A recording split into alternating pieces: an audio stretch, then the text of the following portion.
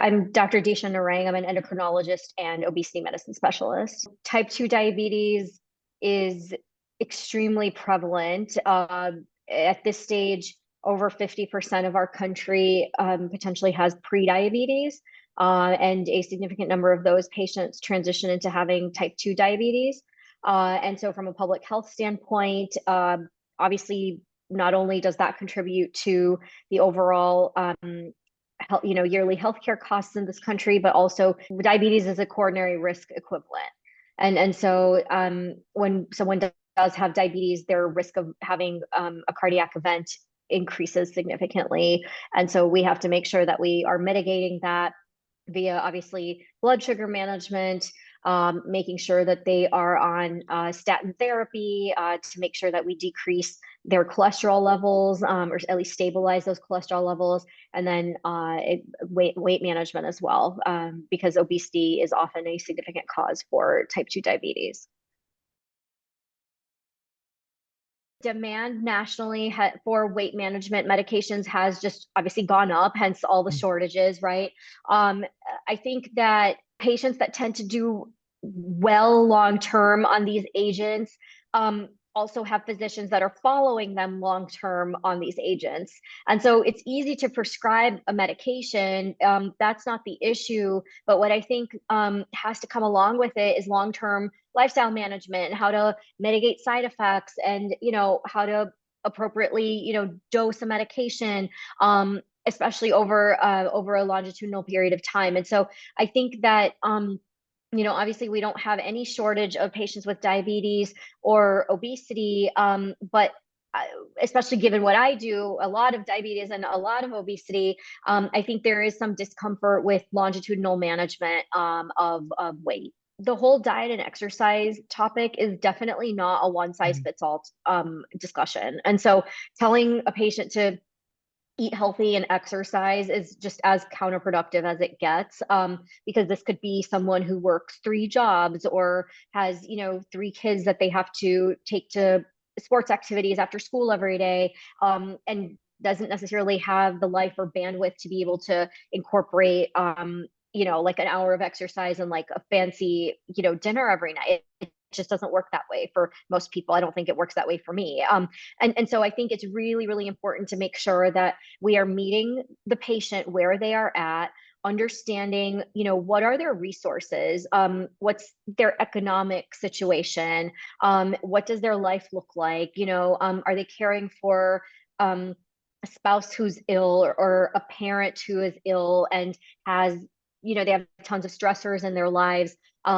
What is their situation, right? And so based on that, then we can start making appropriate recommendations, right? Like, it's pretty ridiculous to tell someone to cook a meal every night now, make sure it's healthy. What does that mean, right? Does that mean for someone who might be eating out every day, how much of a capability does that person have then to cook every day, right? So baby steps. And so I think part of it is saying, okay, well, if you're eating out 7 nights a week, maybe can we eat in 3 nights a week? Is that a possibility? Or 2 nights a week? Because any little bit of improvement means an overall understanding of what they're doing, right? I think CGM data, especially for patients who have diabetes, has been helpful, because patients can understand, well, this is what happens when I eat this kind of food.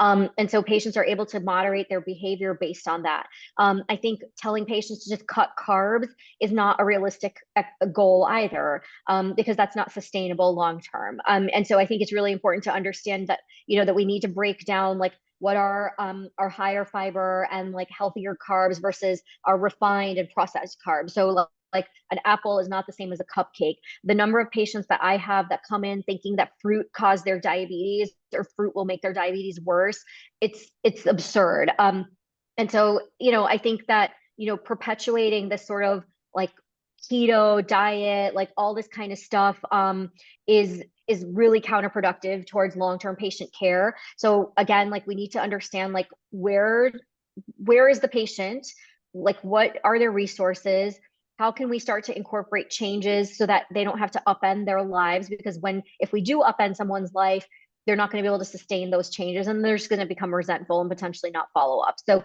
I think it's important to make sure that they trust those recommendations that you're making, and not just smiling and nodding and leaving and then not being able to like apply any of those recommendations into their real lives.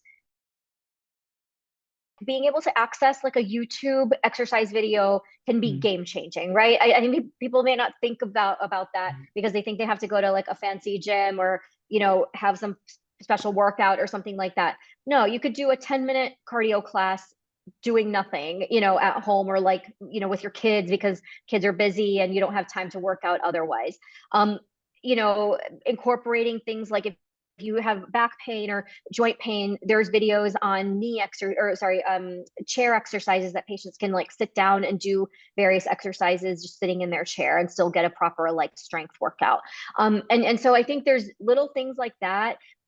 We want to make sure that they're accessible, that they are affordable, and that people are not breaking their bank to be able to, um, make sure that they're following your recommendations. In terms of food, I've actually found social media to be very helpful with food, right? Like there's so many wonderful recipes online. And I think actually showing patients something that might be healthy but also really tasty and easy to put together, I think that that can be very, very empowering. And I think that it's really important to make sure that we impart patients with like various pearls like that when they do come into clinic. Again, patients don't have to be gourmet cooks, but it is important to make sure that we are handing them the tools to be able to make those changes in their lives. And so if that means that instead of you Yeah. know instead of getting takeout, like, can they buy like a prepared bag of salad and put like some protein on top of it?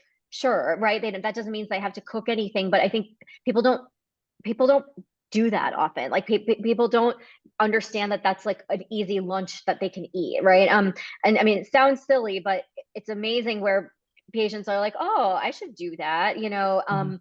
and so it is interesting to sort of watch like their eyes widen and say, Mhm. walk away saying, oh yeah, I can make that happen, even if it's like twice a week, Mhm. it's something.